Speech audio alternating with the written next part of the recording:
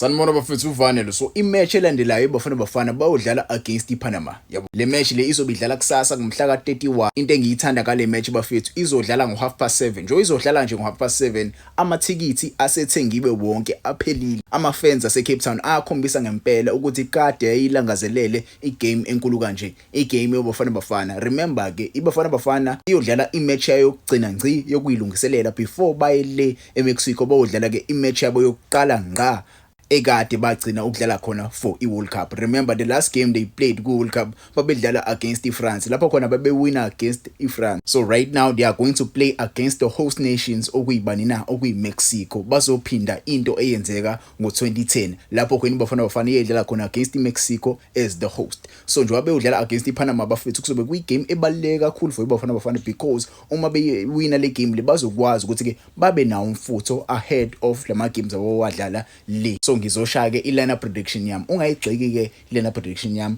Ungitshele wena ngokwakho ingabe ungabasetha kanjani abadlali, ubani ongabaqalisa, ubani ongewuzubaqalisa. Ungayigxiki eyami. Ngitshele yakho kuma comments ukuthi ke ungayiqalisa kanjani. Remember ke le game le bafethu uma iBafana Bafana iwina izokwazi ukuthi ikhuphuke more kuma standings, kuma world rankings. Njoba idrawile against iPanama bakwazile ukuthi bakhuphuke kancane, but ke if they win this game bazokhuphuka more and iPanama izothi ukudropa kancane kuma world ranking. Ngizoqala nje ipalini bafethu nyalwazi udaba. Ngizoqala ngoRonan Williams. Ronan Williams is the number 1 goalkeeper ozokwazi ukuthi asivimbele kule game. Lela goal elingenile bafethu lingikhombisile ukuthi uRonan Williams uzoba nenkinga going forward nje asiyodlala nje ku-World Cup. Ku-World Cup asikodlala namateam amaningi azositotoza. Amateam amaningi azokhahlela engaphandle kwebhokisi. There are many world class finishers azokwazi samkhahlelele uRonan Williams. So kumele expect ama-team ukuthi akhahlele engaphandle. Yabo azokwazi akhahlele abadlali abaningi bengaphandle. So yena kumele understand ukuthi ke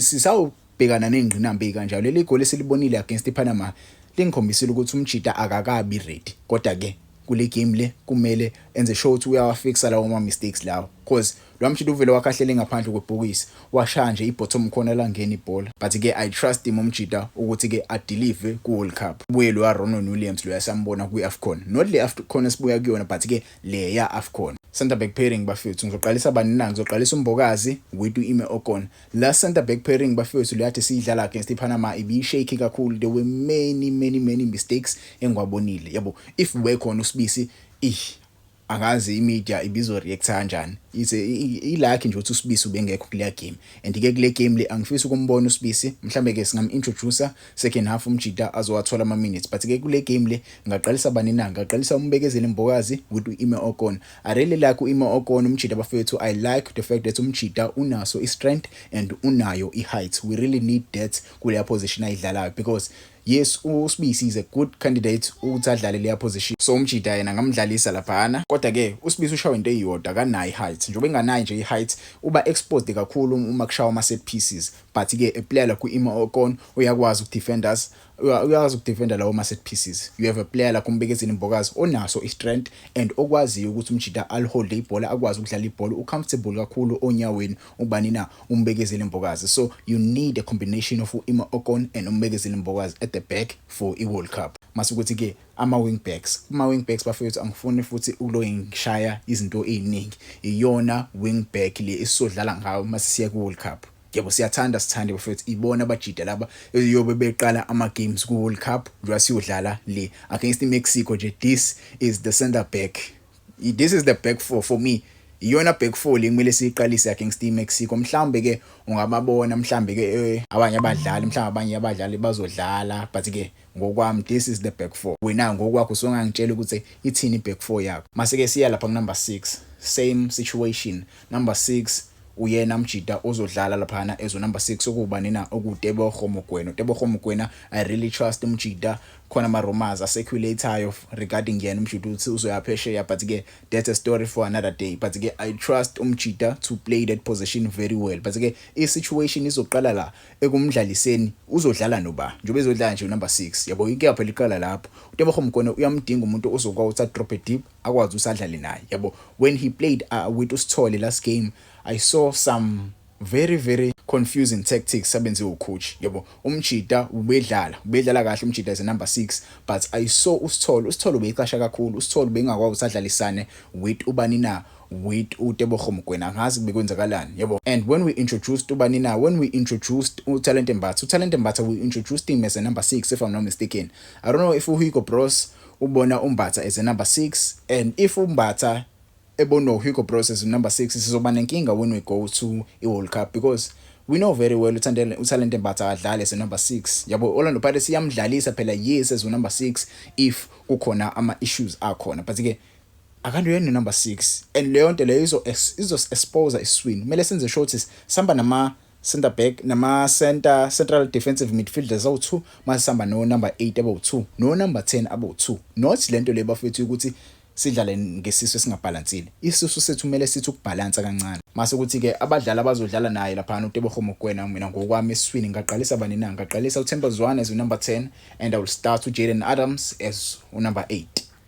Themba Zwane as number 10, Jayden Adams as number 8. I'm sure abantu abaningi bazobuza awuvane wawuqalisa uJayden Adams ekhona uTalente Mbatha. Guys, Talente Mbatha is a good player, but again in a game like this you need uJayden Adams. I saw Jayden Adams bafethu edlala last game and I was very very impressed. Umjida uselikhuphulile kakhulu izinga lakhe. Yebo uyamkhombisa uHugo Bros ukuthi Hugo Bros nami ngiselecte ngiyafuna ukuya ku-World Cup.